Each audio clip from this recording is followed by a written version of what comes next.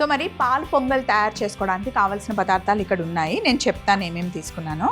1 cup రెగ్యులర్గా మనం వండుకునే సోనా మసూరి రైసే, కాకపోతే కొత్త బియ్యం. పాల పొంగల్ ఎప్పుడు కొత్త బియ్యంతోనే చేస్తారు. రథసప్తమి రోజు ఏదో ఒక స్వీట్ ఖచ్చితంగా వండుతారండి. బెల్లంతో ఎక్కువగా వండుతారు, పాలు వేసి స్వీట్ తయారు చేస్తారు. ఈ రోజు స్నానం చేసేటప్పుడు పొద్దున కొన్ని ప్లేసెస్లో అయితే జిల్లడాకు, కొన్ని ప్లేసెస్లో అయితే చిక్కుడాకుని తలపైన, భుజాలపైన, చెస్ట్ పైన, పొట్ట పైన అలా మొత్తం కంప్లీట్గా 7 ఆకుల్ని పెట్టుకొని స్నానం చేస్తారనమాట.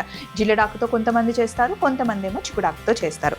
అలాగే మీరు ఆంధ్ర సైడ్లో అయితే చాలా మందిని చూడొచ్చు. ఈరోజు చేసిన ప్రసాదాన్ని సూర్యభగవానునికి ఫస్ట్ నైవేద్యంగా పెట్టిన తర్వాత చిక్కుడాకులోనే నైవేద్యం పెట్టిన తర్వాత అందరికీ ప్రసాదాన్ని చిక్కుడాకులో పెట్టి పంచుతారనమాట. అంతేకాకుండా ఈరోజు చిక్కుడుకాయ కూర వండుతారు. చిక్కుడుకాయలతోనే రథం కూడా చేస్తారు. ఈరోజు మన ఎపిసోడ్లో ఫస్ట్ పాలు పొంగల్ వండుకున్న తర్వాత చిక్కుడుకాయలతోనే రథం కూడా ఎలా చేస్తారో కూడా నేను చూపిస్తాను. సో ఫస్ట్ పాలు పొంగల్ చేసుకోవడానికి ఇప్పుడు వంటలో మనకి 2 రకాలు ఉంటాయండి. నైవేద్యం మనం 2 రకాలుగా పెడతాం. ఒకటేమో పక్కా ఫుడ్ అంటారు, ఇంకోటి కచ్చా ఫుడ్ అంటారు. పక్కా ఫుడ్ ఏంటి అంటే ఫస్ట్ మనం స్టార్ట్ చేసేటప్పుడే ఏదైనా నెయ్యి అయినా నూనెతో అయినా స్టార్ట్ చేస్తాం. పిండి వంటలు చేసేటప్పుడు కూడా మనం నూనె వేస్తాం. అయితే పక్కా ఫుడ్ని నిలువ పెట్టుకుంటాం మనం. ఎందుకు అంటే ఎలా నిలువ ఉంటుంది అంటే పక్కా ఫుడ్లో మనం నీళ్లు కలిపి మాయిశ్చర్ యాడ్ చేయం కాబట్టి, డీప్ ఫ్రై చేస్తాం కాబట్టి అది ఎక్కువ రోజు నిలువ ఉంటుంది. సో నూనెని మనం ప్రిజర్వేటివ్గా కూడా మనం చెప్పుకుంటాం అన్నమాట. సో ఇప్పుడు నేను తీసుకుంది కొత్త బియ్యం. కొత్త బియ్యం చాలా తీయగా రుచి బాగుంటాయి అండ్ స్వీట్ కంటెంట్ కూడా ఎక్కువ ఉంటుంది కాబట్టి కొత్త బియ్యం చాలా రుచిగా ఉంటాయి అన్నమాట. సో ఇప్పుడు ఇందులో నేను బియ్యం వేశాను. ఆవు నెయ్యి అయితే నైవేద్యంకి ఎక్కువగా మనం ఆవు నెయ్యి వాడతాం, నైవేద్యానికైనా అలాగే దీపం వెలిగించుకోవడానికి కూడా ఆవు నెయ్యిని వాడతాం. 2 స్పూన్ల నెయ్యి వేసి కలిపేస్తున్నాను. బియ్యాన్ని కడగాల్సిన అవసరం లేదు. ఫస్ట్ నెయ్యి వేసి బియ్యంలో మంచి కలిపిన తర్వాత ఒక చిన్న కప్పు బియ్యం తీసుకుంటే 1 టేబుల్ స్పూన్ పెసరపప్పు. మామూలుగా మనం పరమాన్నం చేసేటప్పుడు అందులో మనం పెసరపప్పు వేయం, పొంగల్ చేసేటప్పుడు పెసరపప్పు వేసుకుంటాం. ఇప్పుడు మనం చేస్తున్న పాల్ పొంగల్ తమిళనాడు స్టైల్లో చేస్తున్నాము. ఇందులో పెసరపప్పు వేస్తామన్నమాట. పెసరపప్పు వేసినప్పుడు కొంచెం చక్కెరైనా బెల్లమైనా ఎక్కువ లాగుతుంది. అంతేకాకుండా పెసరపప్పుతో మీరు ఏ తీపి వంట చేసినా సరే ఎక్కువ పెసరపప్పు వేయద్దు. బియ్యం ఎంత వేస్తే కొంచెమే పెసరపప్పు వేస్తేనే ఆ టేస్ట్ బాగుంటుంది. లేదా ఎక్కువ పెసరపప్పు వేస్తే ఆ స్వీట్ అంతా లాగేసుకొని టేస్ట్ అంత బాగుండదు. పెసరపప్పు అక్కడక్కడ కనిపిస్తేనే రుచి బాగుంటుంది. సో పొయ్యి మీద నేను గిన్నె పెట్టాను. ప్రసాదాలు చేసేటప్పుడు ఇత్తడి గిన్నెని ఎక్కువగా వాడుతూ ఉంటాం కదా, నేను కూడా అంతే. పొయ్యి మీద గిన్నె పెట్టి ఇందులో కూడా కొద్దిగా నెయ్యి వేస్తున్నాను. ప్రసాదాలకి స్వీట్స్కి ఎక్కువ గీ, అది కూడా ప్యూర్ గీ ఉంటే బాగుంటుంది. ఫస్ట్ డ్రై ఫ్రూట్స్ని వేయించి పక్కన పెట్టేసుకుందాం. ఒకప్పుడు అంటే మేము చిన్నగా ఉన్నప్పుడు అమ్మ ఇంట్లో ప్రసాదాలు చేసినా ఏవి చేసినా సరే ఇత్తడి గిన్నెలు ఎక్కువగా వాడుకునే వాళ్ళం. ఇత్తడి బకెట్లలోనే స్నానం చేసేవాళ్ళం. మధ్యలో చాలా మంది తగ్గిపోయిందండి, ఎక్కువ వాడలేదు. బట్ మళ్ళీ ఇప్పుడు ఏంటి అంటే చాలా మంది బ్రాస్ ఐటమ్స్ వాడుతున్నారు, మట్టి గిన్నెలు వాడుతున్నారు. సో ఇందులో వండడం వల్ల ఏమవుతుంది అంటే వంట రుచిగా ఉంటుంది. అంతేకాకుండా వండిన తర్వాత చాలాసేపటి వరకు వేడిగా ఉంటుంది. ఎప్పుడైనా సరే ఇత్తడిలో వండాలి, కంచులో తినాలి, రాగిలో తాగాలి అని పెద్దవాళ్ళు చెప్పారనమాట. సో ఒక్కొక్క మెటల్కి ఒక్కొక్క స్పెషాలిటీ ఉంటుంది కాబట్టి ఒక్కొక్క దాంట్లో ఒక్కొక్కటి చేస్తారు. ఇత్తడికి ఎప్పుడు కళాయి పెట్టాలండి. లోపల సిల్వర్ని చూసారా, అలా కళాయి పెట్టిన దాంట్లోనే వంట చేయాలి, లేకపోతే పాయిజన్ అవుతుంది. సో అది కళాయి ఉందా లేదా తెచ్చుకొని చూసుకొని మనం తెచ్చుకోవాలన్నమాట. అందులోనే వంట చేసుకోవాలి. ఆ వేడి నెయ్యిలోనే మనం ముందుగా నెయ్యి కలిపి పెట్టుకున్న బియ్యం ఇంకా పెసరపప్పు వేసేసుకోవాలి.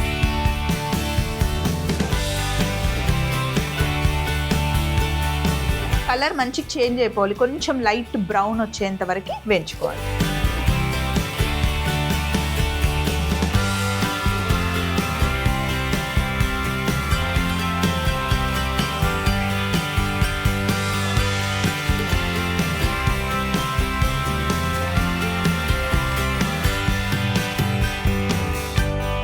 వేగిన తర్వాత బియ్యం కలర్ చేంజ్ అయిపోతుంది. కొంచెం వైట్గా అయ్యాయి, ఇంకొంచెం వేగితే లైట్ బ్రౌన్ వస్తుంది. ఎప్పుడైనా కొత్త బియ్యంతో చేసిన పొంగలి చాలా చాలా రుచిగా ఉంటుందండి. తీపి పొంగల్ చేసినా, కారం పొంగల్ చేసినా సరే చాలా రుచిగా ఉంటుంది కొత్త బియ్యంతో చేస్తే గనక.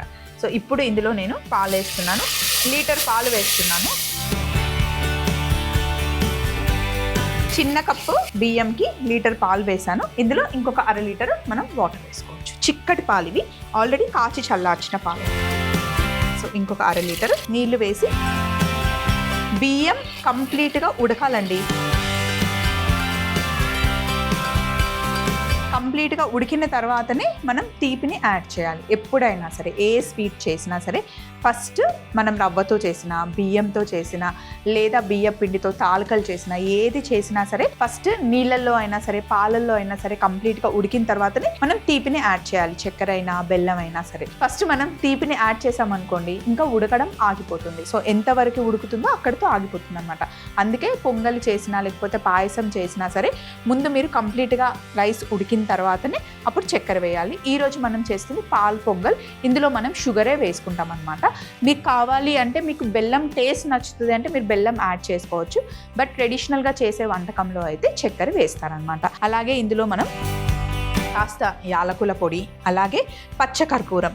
ఎప్పుడైనా నైవేద్యం చేసేటప్పుడు మనం లడ్డు చేసినా, స్వీట్ చేసినా, ఏది చేసినా సరే కాస్త పచ్చకర్పూరం వేస్తే మరింత సువాసన యాడ్ అవుతుంది అనమాట. సో ఇప్పుడు బియ్యం బాగా ఉడకాలి. ఉడికిన తర్వాత ఇందులో మనం చక్కెర యాడ్ చేస్తాం. ఈ పాలు పొంగల్లో మెయిన్ మనకి పాలే అండి. పాలు మటుకి చిక్కగా ఉంటే చాలా బాగుంటుంది. బియ్యం చూడండి మంచిగా ఉడికాయి.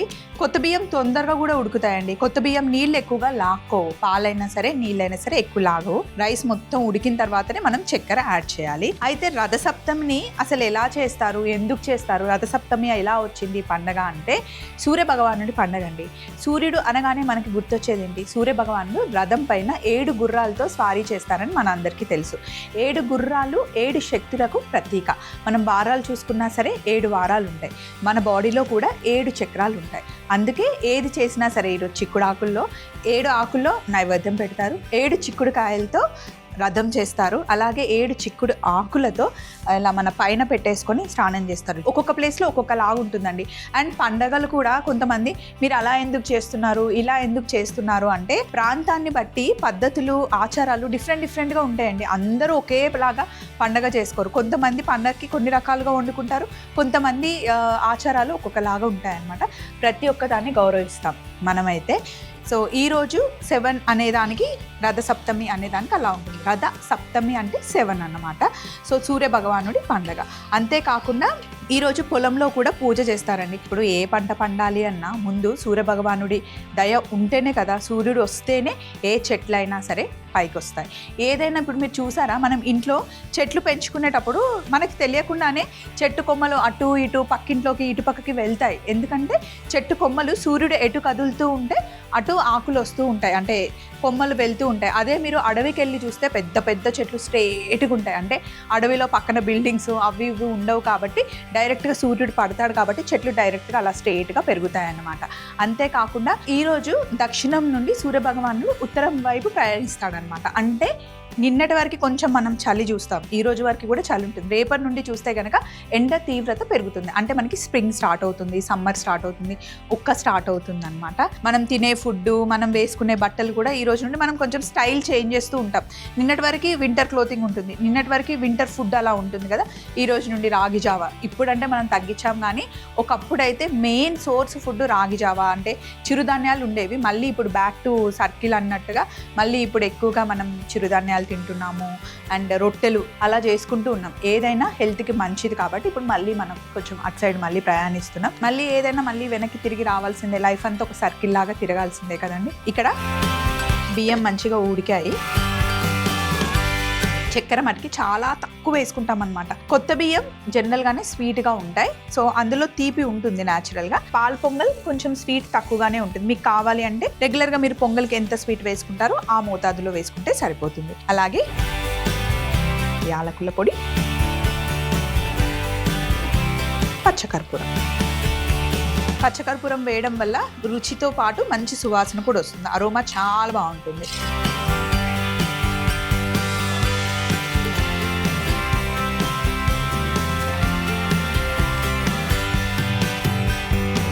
ఇందులో వేయించుకున్న జీడిపప్పు కొంచెం వేస్తున్నాను, ఇంకొంచెం ఏమో గార్నిష్ ఉంచుతున్నాను. అన్నీ వేసేసి చిన్న మంటలో ఇంకొక 7 నుండి 8 నిమిషాలు ఉడికిచ్చేస్తే కాస్త దగ్గర పడితే అసలు ఎంత కమ్మగా ఉంటుంది అంటే, చిక్కటి పాలల్లో కొత్త బియ్యం అలాగే కాస్త పెసరపప్పు వేసాము, బాగా ఉడికిన తర్వాత మైల్డ్ స్వీట్ చాలా చాలా బాగుంటుంది. సో ఇంకొక 6-7 నిమిషాలు వెయిట్ చేస్తే పాలు పొంగల్ రెడీ అయిపోతుంది. మరి ఈలోపు మనకు కావాల్సిన బౌల్ కూడా పెట్టేసుకుందాం. ఇప్పుడు మనకు కొంచెం పల్చగా ఉంది, కానీ కాస్త చల్లబడ్డాక మనకి చిక్కగా గట్టిగా అవుతుందండి. మరి గట్టిగా అయ్యేంత వరకు ఉంచామనుకోండి ఇంకా గట్టిగా అయిపోతుంది, రైస్ కదా, అందుకని. పైనుండి మళ్ళీ జీడిపప్పు, కావాలి అంటే ఇంకా వేరే డ్రై ఫ్రూట్స్ కూడా యాడ్ చేసుకోవచ్చు.